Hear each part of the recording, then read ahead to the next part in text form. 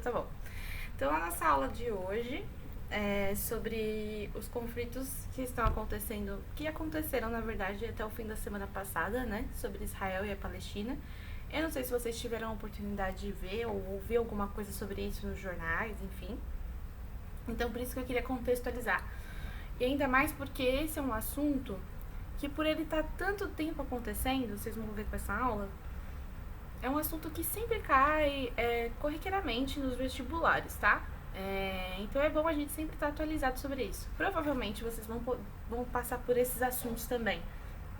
Sobre, talvez nas aulas de geografia ou nas aulas de história, mas eu achei interessante aproveitar o gancho já que está acontecendo, que está recente, pra gente já falar sobre esse conteúdo inteiro, tá? Então vamos lá. Antes da gente falar sobre o que está acontecendo, o que gerou esses conflitos na semana, que duraram 10 dias mais ou menos e acabaram na semana passada, acabaram entre aspas, né? Na verdade eles anunciaram um cessar-fogo durante essa semana. Então eu preciso contextualizar um pouco vocês com relação à história. Então, eu não sei se vocês estão conseguindo ver, mas aqui onde está escrito Jerusalém, é mais ou menos próximo, essa região aqui onde eu estou passando com o mouse, é a região que hoje a gente conhece como Estado de Israel, tá? Então, nessa região aqui, antes ela fazia parte do Império Turco-Otomano. Então, o Império Turco-Otomano, como o Império Romano, e depois vocês vão ver na história, foi um império que foi conquistando territórios à medida que foi vencendo guerras, né? E foi anexando territórios e pessoas ao seu império. E aí, no seu auge, né, de expansão, ele conseguiu chegar até aqui, Barcelona, ó, tá vendo? Na Espanha, Roma, enfim. Então, todos esses territórios aqui, em algum momento da história do Império Turco-Otomano, foram já, todas essas cidades aqui foram anexadas ao território, ao Império, desculpa. Então, Israel fazia parte, Israel não, na verdade o estado onde hoje tem Israel fazia parte desse império. E esse império durou até mais ou menos o fim da Primeira Guerra Mundial, que foi em 1918. Então o Império Turco-Otomano era um dos aliados lá da Alemanha e da Itália, e eles perderam a guerra. E depois que eles perderam a guerra, eles foram desmembrados, o Império foi desmembrado, e algumas partes do território foram anexados aos vencedores da Primeira Guerra Mundial, que era a Grécia, né, a França, o Reino Unido, e essa porção aqui da região de Jerusalém, que depois viraria o Estado de Israel, foi anexada ao Reino Unido. Então o Reino Unido tomou esse território. Depois o Império Turco-Otomano também acabou, né? E depois de alguns anos surgiu a Turquia como um dos países que surge depois do fim desse império. Então aqui já existiam, né, pessoas que moravam aqui, não era uma região inóspita, então era habitada já pelos palestinos naquela época. Então o Reino Unido assumiu esse território e ficou com ele, certo? Então depois da Segunda Guerra Mundial, vocês sabem que aconteceu o nazismo, enfim, que foi, né, um dos movimentos fascistas da Europa, que aconteceu na década de 40. Então, na Alemanha nazista, eles tiveram a perseguição, né, de judeus, teve o Holocausto, né, que foi dizimar o povo judeu apenas por ser judeu, então de um caráter discriminatório. Então acabou a guerra, na Segunda Guerra Mundial, a Alemanha perdeu, e os judeus, depois de terem sido tão atacados, né, com o nazismo, eles queriam ter um lugar para chamar de seu, porque os judeus, eles sempre foram um povo que estava espalhado pela Europa, né? Depois da invasão do Império Romano, eles moraram também na região aqui da Palestina, que era aquela região que eu falei que fazia parte do Império Turco-Otomano. Só que durante a expansão do Império Romano lá bem perto da época de Cristo, Então, mais ou menos 70 anos depois da morte, depois de Cristo, o Império Romano chegou aqui, invadiu e ganhou a guerra, lógico, e expulsou os judeus dessa região. Então, depois dessa expulsão, eles meio que se dividiram entre várias partes da Europa. Então, tinha o povo judeu tava na Alemanha, tava na Espanha, enfim. Cada país da Europa tinha um pouco do povo judeu espalhado. E o que aconteceu, né? Então, eles estavam espalhados, eles não tinham mais um país para chamar de seu. E depois do nazismo, meio que eles estavam pressionando a comunidade internacional para que eles tivessem um território deles, né? Que eles não sofressem mais ataques, né? Porque durante toda a história, o povo judeu sofreu ataques, né, na Europa, com a Inquisição, que vocês vão ver, com a Inquisição da Igreja Católica, com o nacionalismo, que não foi só durante a Alemanha, mas foi durante toda a década o século XIX em diante. Começaram já os movimentos nacionalistas. Então, eles foram um povo que, durante a história, sofreram bastante com os abusos desses outros países onde eles estavam. Então teve o nazismo. Antes do nazismo, como eu falei pra vocês, já tinha alguns movimentos nacionalistas na Europa acontecendo, muito antes, né, no século anterior a isso.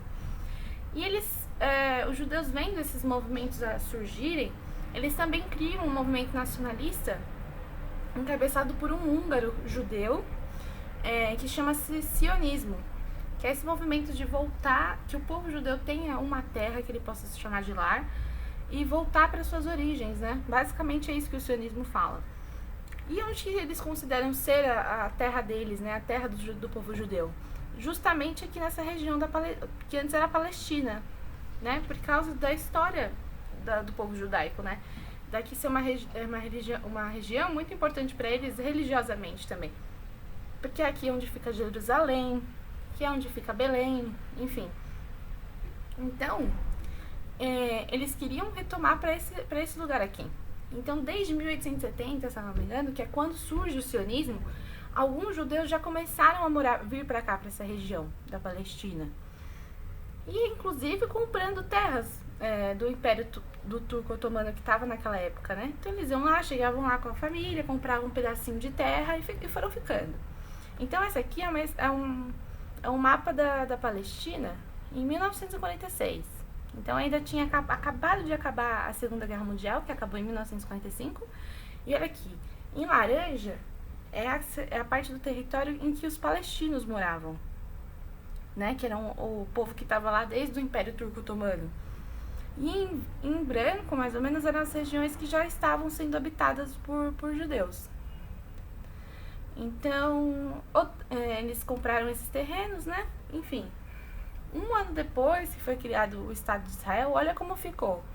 O povo palestino ficou aqui, nessas regiões que tem laranja, e o povo judeu aqui. E o que será que aconteceu, né? Durante esse um ano?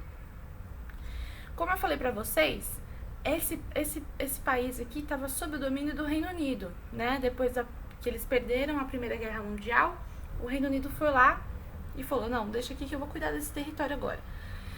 E não cuidou muito bem, não é mesmo?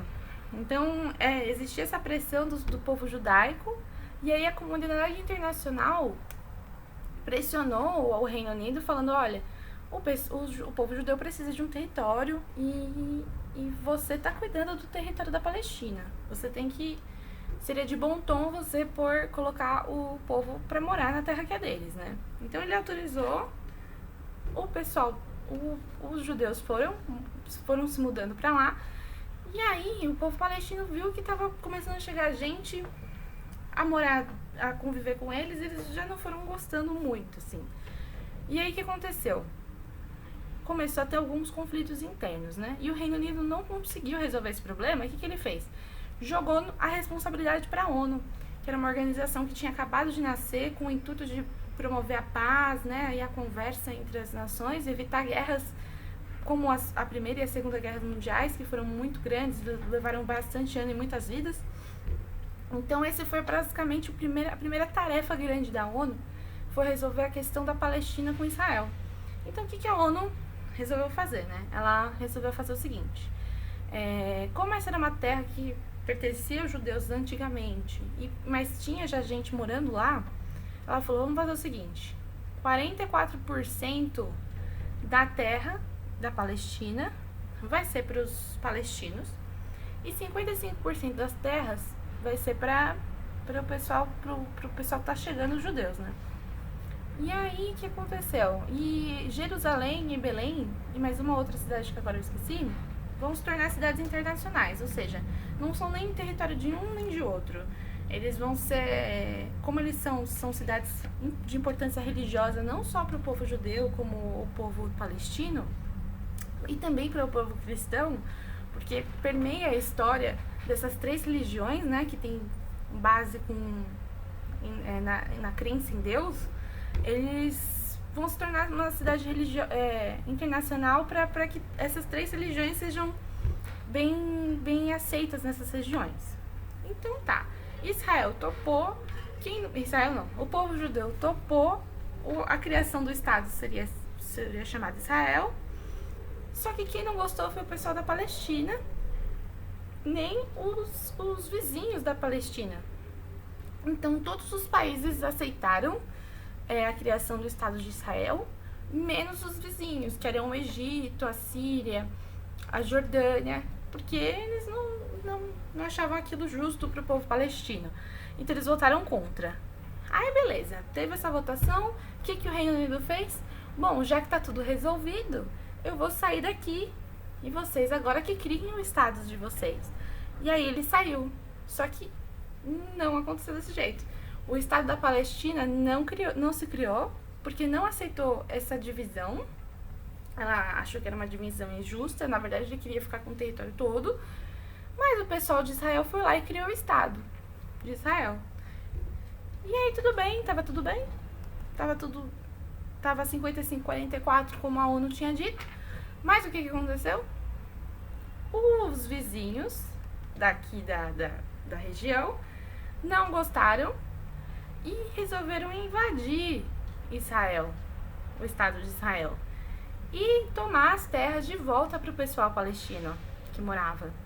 Então, e aí começou a primeira guerra árabe-israelense. Então juntou o Egito, a Jordânia, a Síria, mas o povo palestino estava aqui e resolveram atacar o pessoal de Israel. Só que Israel não estava sozinho na briga. Ele tinha o apoio da comunidade internacional, principalmente dos Estados Unidos e da União Soviética, as duas maiores potências militares, econômicas, enfim, daquele momento. Então, eles ganharam a guerra com uma margem muito grande, assim, de vitória. Eles derrotaram o povo de Israel com a ajuda dessas duas potências, derrotou o Egito, a Jordânia e a Síria, que tinham exércitos muito grandes, né, muito bem armados também. Só que o que aconteceu? Depois que houve essa disputa territorial, o exército de Israel conseguiu tomar porções maiores de terra durante isso. Então eles iam lá ganhando um território, avançavam, ganhavam o próximo, e no fim, o povo palestino ficou com um território menor do que da porção que a ONU tinha dividido. Então, de 55%, o povo de Israel aumentou o território deles para 79%. E o pessoal da Palestina teve que ficar nesses 21% que sobrou. Que foi basicamente aqui, ó, a Cisjordânia, que ficou com esse nome porque foi a porção da terra que a Jordânia invadiu. E eles conseguiram garantir que o exército não avançasse para essa região. E também aqui para Gaza. Faixa de Gaza era tudo isso aqui. Então foi quando o Egito invadiu essa região e também conseguiu segurar o exército israelense. Então foi a porção de terra que sobrou pro pessoal da Palestina.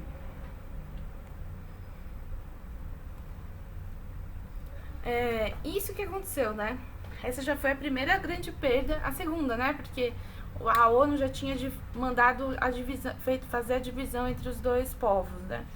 Mas então essa foi a segunda grande perda, a primeira em guerra, para o Estado de Israel. Então a gente vê aqui que mais de 700 mil palestinos fugiram das suas terras e tiveram que se acomodar na Cisjordânia, na faixa de Gaza, nessas regiões onde eles ficaram ocupados. E mais um fato interessante, Jerusalém, que é a cidade uma das cidades mais importantes, né, para essas duas religiões, e também para as religiões cristãs, ficou dividida a parte oriental. Então, daqui para cá, ficou dividida para os palestinos, e a parte ocidental ficou com a parte israelense. Então, eles dividiram a capital no meio, basicamente, né?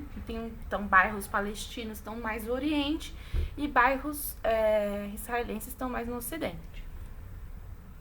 Até que alguém tem alguma dúvida, gente? Tá indo muito rápido?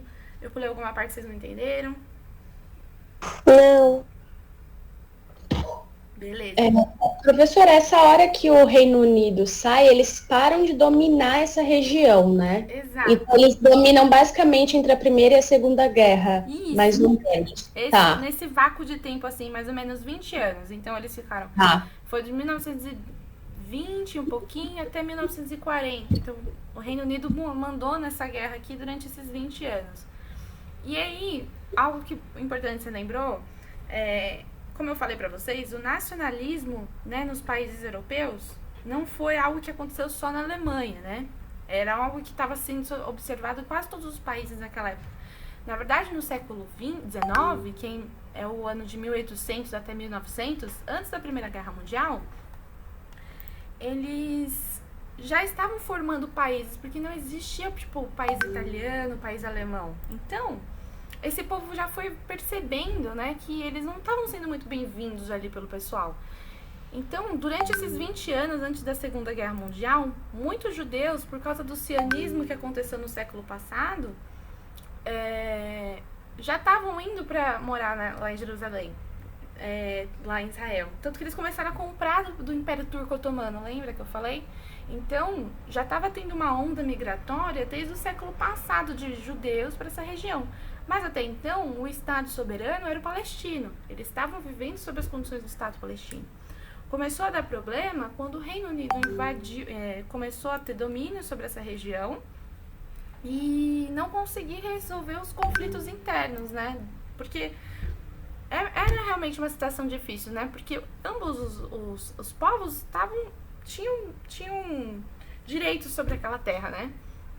Essa terra foi ocupada pelos judeus lá na época de Cristo, né? Então, era uma situação bem complicada. Aí o Reino Unido saiu e aí meio que ficou sob a responsabilidade dos dois povos resolverem como é que ficaria. E na mão da ONU. A ONU é uma organização para fomentar a paz, mas ela não tem... ela recomenda, faz orientações e não necessariamente um Estado sempre é soberano para decidir o que ele vai fazer. Ele não precisa, ele não é obrigado a seguir as recomendações da ONU, né? Então, esse que foi o problema. Então, aqui depois, teve outra guerra. Na verdade, no meio entre essas duas guerras, a primeira e essa aqui, que é considerada a terceira, teve uma outra. Na década de 50. Então aqui a gente está na década de 40. Teve a primeira guerra árabe-israelense. Então aqui na primeira guerra o povo palestino já perdeu uma porção territorial importante. Aqui teve uma segunda guerra, que não é essa, e eles não perderam território. Então eu não vou passar por ela, né? Como a gente vai falar como essa disputa recente de Israel e da Palestina é sobre território, então eu vou passar sobre essa parte em que houve uma mudança brusca de território para ambos os lados. Então aqui a gente teve a Guerra dos 6 Dias, que mais uma vez foi uma iniciativa do Egito, da Jordânia e da Síria em atacar Israel, só que dessa vez Israel antecipou a guerra, né?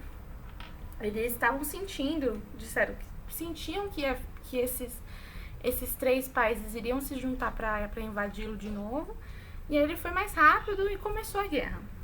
Aí, começando a guerra teve uma duração exata de 6 dias.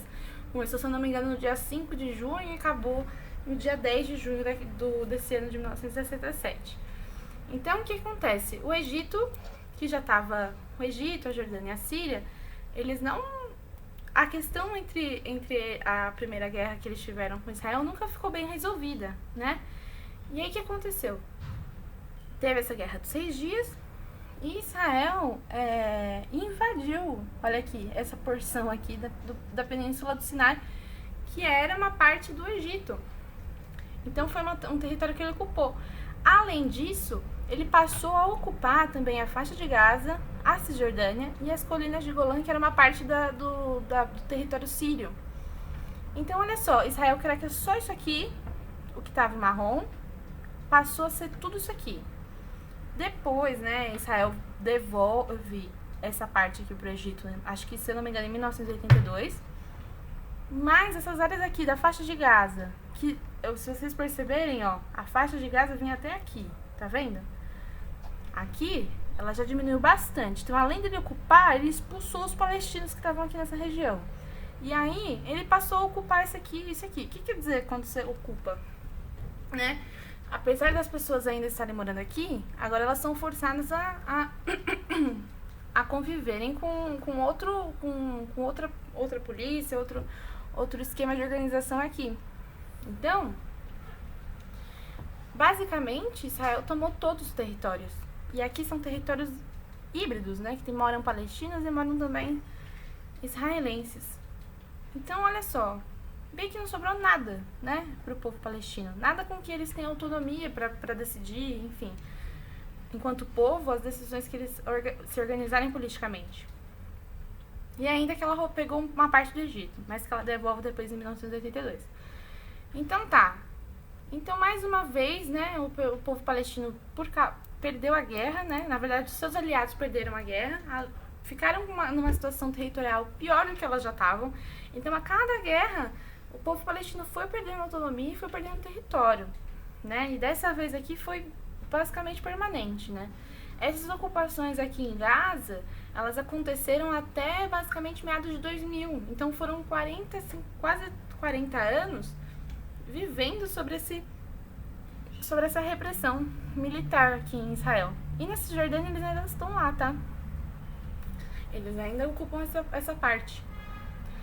E aí começa realmente os conflitos entre Israel e Palestina, certo? Em 1987. Então não mais eram países aliados ao povo palestino que invadiam Israel e que começavam uma guerra. Agora o conflito passou a ser interno. Então a gente teve aqui, o primeiro conflito foi em 1987 e durou mais ou menos até... Foi. Mas agora que começa a ter essa guerra mais interna, os Estados Unidos ainda está com Israel ou também saiu? Não, sempre Israel foi um aliado político dos Estados Unidos, sempre. Por quê? Os Estados Unidos têm um grande interesse nessa região, né? Pela proximidade com os países produtores de petróleo, outras questões econômicas também, né? Porque muitas empresas nos Estados Unidos, grandes empresas, né, multinacionais, são formadas por judeus e por empresas que seriam israelenses. Então, eles são países muito amigos, muito próximos. Então, Israel sempre contou com a ajuda e o apoio internacional dos Estados Unidos. Não diretamente, às vezes, na produção de armas, mas, por exemplo, no fornecimento de armas, de estratégias, de inteligência, não indo lá combater como ele faz com alguns outros países árabes, né? Mas esse apoio mesmo, internacional, de falar, olha, eu acho que tá certo o que vocês estão fazendo. Isso já é muito importante, né? Porque na ONU, os países se organizam por cadeiras, né? Lá cada um tem um voto, mas alguns países têm um peso de voto muito maior do que os outros, né? Isso a gente não pode negar. Os Estados Unidos é um desses países. Então, eles terem essa chancela, essa tutoria dos Estados Unidos, faz com que eles sintam que eles têm razão sempre nesses conflitos que eles têm contra Israel e Palestina.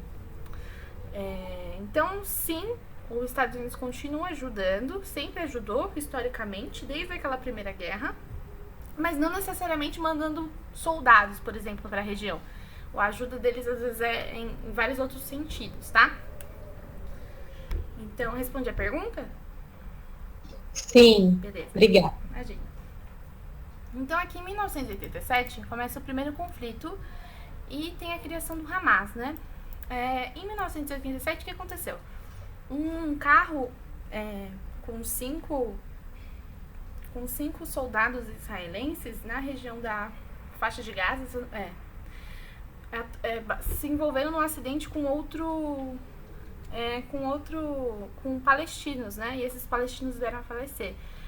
E eles tinham dito que foi acidental e foi uma coisa totalmente sem querer e tal, mas na verdade, quem estava lá, alguns observadores palestinos disseram que foi totalmente proposital, que não foi um acidente, como eles disseram, e que aquilo parecia uma vingança pelo que tinha acontecido com um israelense que tinha sido morto a facada, se eu não me engano, por um palestino.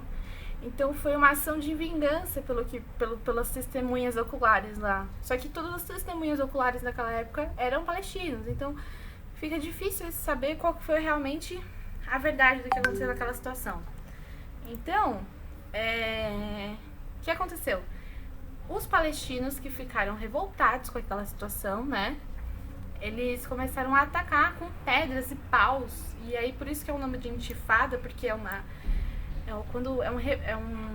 revolução, é uma revolta que acontece espontaneamente. Então eles começaram a atacar pedras e paus e o que eles tinham, porque eles não tinham armamento, né? E aí crianças, mulheres, todo mundo começou a se envolver na Palestina.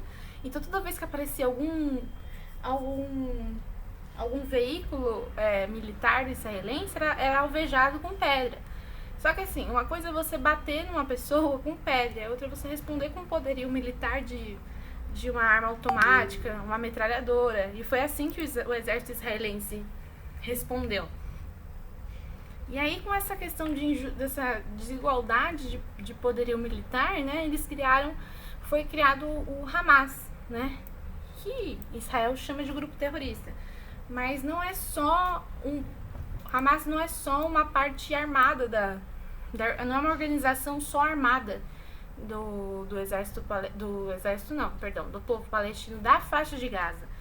Hamas é uma organização que se estrutura em três pilares, né? Eles têm um braço armado, sim, que faz ataques ao povo de Israel, mas eles têm outros dois, que é justiça social, então eles têm projetos, né, com a população palestina, de educação, para fornecimento de água e tudo mais, e um braço político, né, porque essa região aqui, depois que ela foi ganhando autonomia, eles começaram a poder se organizar politicamente e eleger representantes palestinos para essa região, assim, com relação ao que seria feito com o povo palestino mesmo, não necessariamente com o território. Então, o Hamas se organiza como um partido político, um exército, vamos dizer assim, também como se fosse uma ONG. Tudo dentro dessa organização. Só que qual o preceito do Hamas, né? O Hamas, ele entende que todos os israelenses, eles são invasores. Então, eles não aceitam que existam judeus nessa região. E é por isso que ele é chamado de um grupo radical. Existe também outra organização política. Antes da criação do Hamas, existia, então, que a gente pode chamar de partido de organização política, se chamava Al-Fatah. E esse Al-Fatah, ele era uma organização que atuava tanto na faixa de Gaza quanto na Cisjordânia. E aí, depois do surgimento do Hamas em 1900, durante esse período aqui, Hamas conseguiu se eleger, eles falam que as eleições foram fraudulentas, enfim. Esse grupo, que se chama Al-Fatah, ele passou a exercer poder só com os palestinos da Cisjordânia e deixou a faixa de Gaza para o grupo do Hamas. Então tá, e o que acontece? O Al-Fatah, diferente do grupo Hamas, eles acreditam que dá sim para conviver com os israelenses, desde que eles respeitem a divisão territorial imposta pela ONU. Então, o que eles buscam é aquela divisão de 44% e 55% e a criação de 2 estados para essa região. Já o Hamas não. O Hamas quer que toda a região israelense volte a ser da Palestina. E aí, um tempo depois, já aconteceu, eles fizeram um cessar-fogo, né? E aqui outro fato interessante, além da criação do Hamas, é aqui que começa a ser criado o Muro de Israel. Então, o Muro do israelense aqui, ó, para conter o terrorismo, segundo eles começam aqui, ó, só na região da Cisjordânia. Os conflitos foram basicamente aqui na faixa de Gaza, mas eles resolvem murar a Cisjordânia. E com essa divisão, vocês estão vendo que o muro entra um pouco em regiões da Cisjordânia, não está fazendo fronteira necessariamente, porque com essa nova fronteira aqui criada, os palestinos perderam mais de 9% de terra.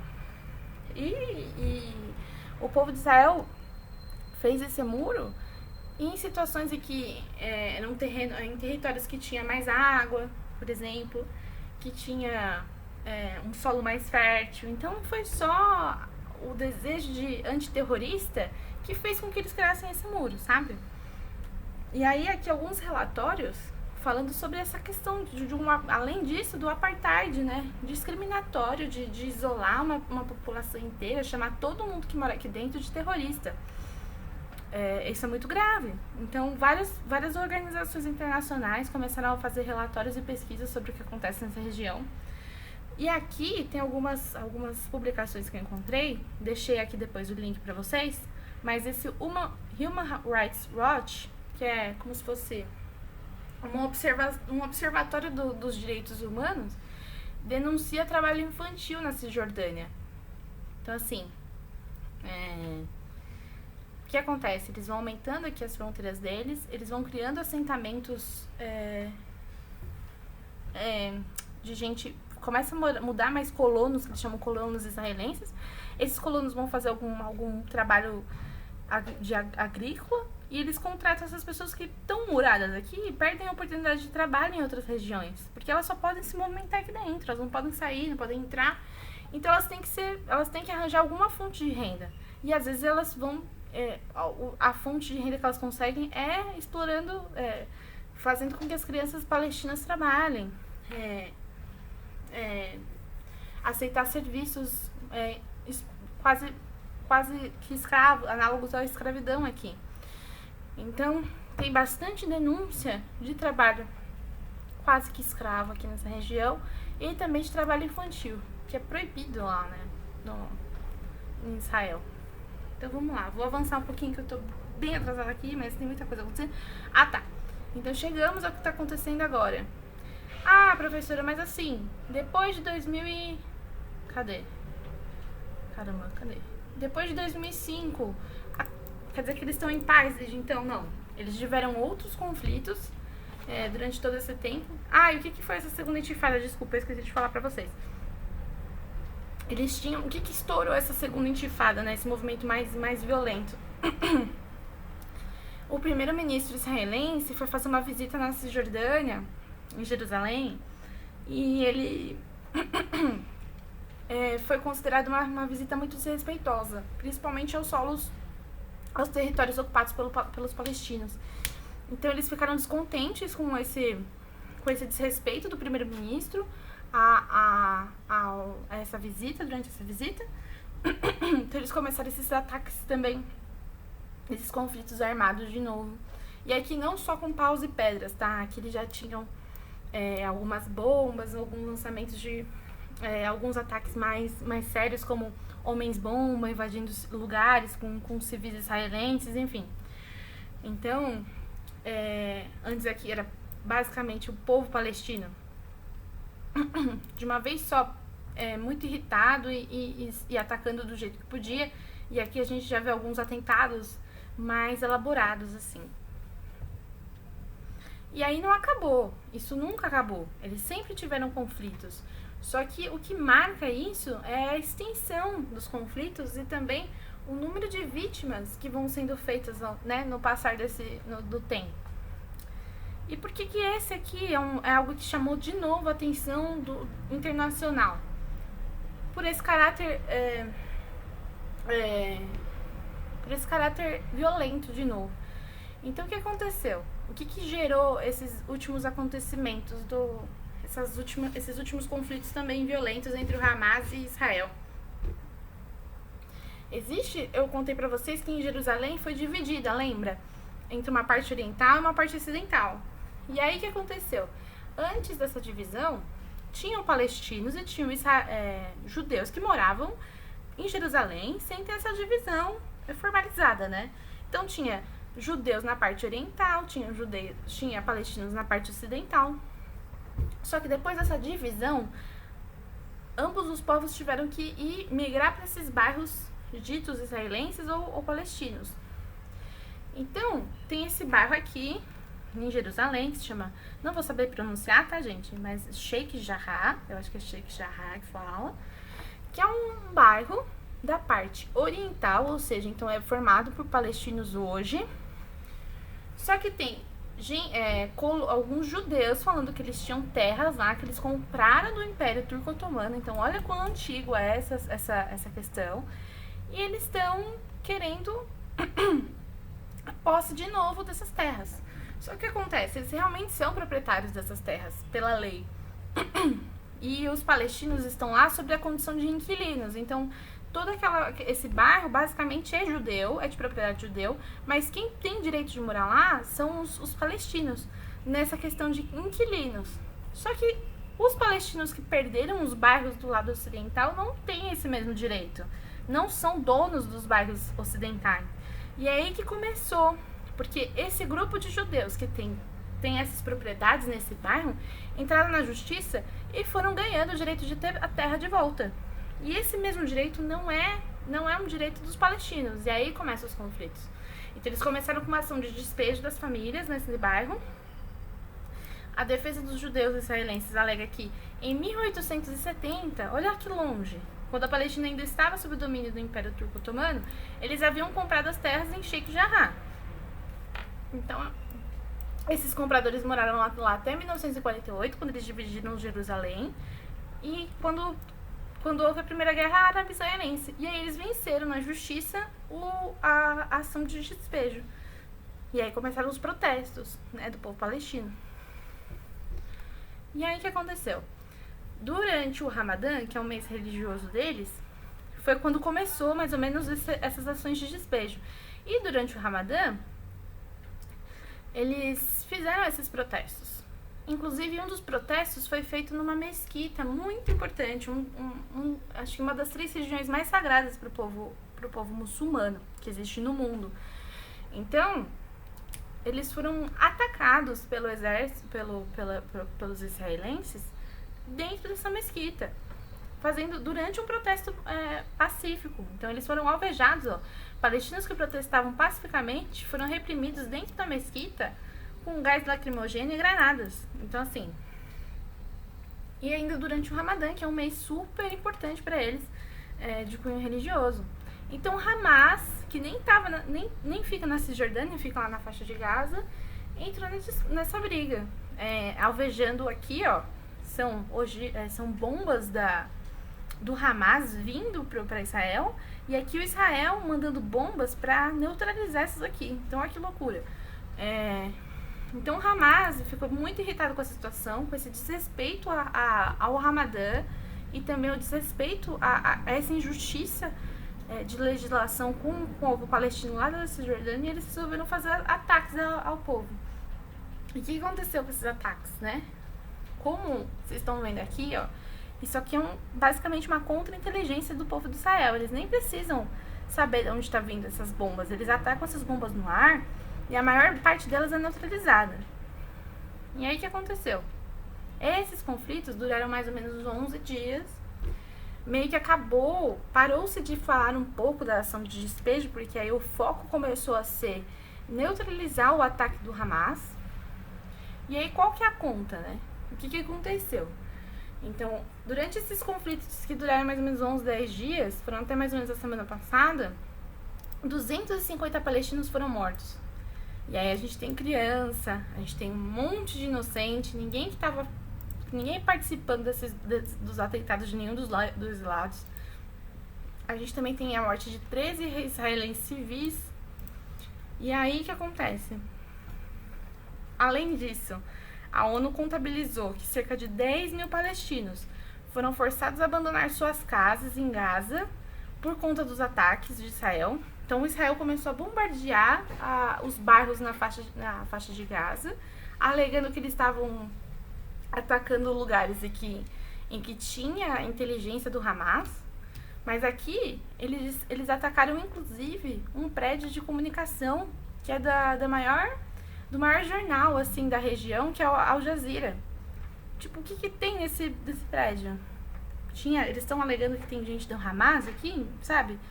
Então, eles atacaram muitos lugares que eles alegaram serem focos de inteligência do Hamas, que não é bem assim.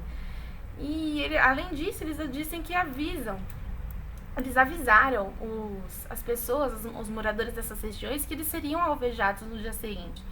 Só que sim, vamos combinar que isso não faz de você uma pessoa melhor, né? Você avisar que você vai atacar a casa de alguém te exime da culpa de ter atacado, de ter destruído um lugar. Pra mim isso não faz sentido. Então, além disso, né, além dos 250 palestinos que foram mortos, 10 mil palestinos que tiveram que abandonar suas casas, ainda teve uma questão de que mais de 200 casas e 24 escolas foram destruídas ou danificadas na região de Gaza. Então, assim, eles destruíram boa parte muitos lugares da região de Gaza. Então, agora eles pararam, né? No começo dessa semana, eles anunciaram um cessar-fogo para eles diminuírem essas perdas, né? Tanto do lado palestino quanto do lado israelense. E o que saiu acho que na quinta-feira, de informação mais recente que eu tenho, são duas informações importantes, né? A ONU aprovou a abertura de investigação, né, de possíveis crimes de guerra por Israel, e Brasil se abstém. Olha que absurdo, gente. O Brasil se absteve, ou seja, ele não disse nem que sim nem que não. E aí a maioria que estava presente votou pela abertura de investigação. Porque o governo Jair Bolsonaro é bem alinhado também ao governo israelense. Se vocês não sabem, é bom a gente saber disso. Então eles vão fazer uma investigação porque eles acreditam, a ONU acredita que Israel tenha cometido muitos excessos durante esses atentados. Então a alta comissária, que é a Michelle Bachelet, diz que a ofensiva israelense levanta preocupações sobre o cumprimento do direito humanitário internacional. Então tá, foi só a casa que ela derrubou? Não. Foi o fornecimento de água que foi interrompido, de energia elétrica. Então, assim, não foi só 250 mortos, não foram só 10 mil pessoas que deixaram suas casas, mas teve muitos outros excessos causados pelo Israel. E isso a ONU vai começar a investigar. Então, a gente pode ser que tenha mais informações nos próximos dias. Além disso, Israel e Hamas vão, na semana que vem, participar de algumas reuniões no Egito para discutir uma trégua entre os dois lados. Então, o Egito vai fazer a mediação da reunião e vai tentar fazer com que eles façam um acordo de paz, né? Isso não quer dizer que os dois vão sentar numa mesma reunião, parece que eles vão fazer reuniões separadas e cada um dos lados vai expor quais são as suas necessidades, e parece até que eles vão fazer com que a reconstrução da faixa de Gaza seja feita por Israel. Só que lá, vocês me perguntam, e com relação àquelas casas, né? O pessoal que estava sendo despejado. Então, ainda a situação é a mesma, né? Não adiantou Hamas entrar a organizar um conflito, não adiantou nada disso. Eles ainda estão podendo ser despejados, podendo ter que ser também ir embora das suas casas e devolver essas propriedades para os judeus. Então, nada se resolveu com relação a isso. Então, eu vou postar para vocês essa aula lá no Classroom. Vou postar também com o link já do YouTube. E se vocês tiverem alguma dúvida, podem me mandar no WhatsApp, podem mandar lá no Classroom, onde vocês quiserem, tá? Eu respondo. E é isso, gente, senão eu vou pegar mais aula tempo do próximo professor.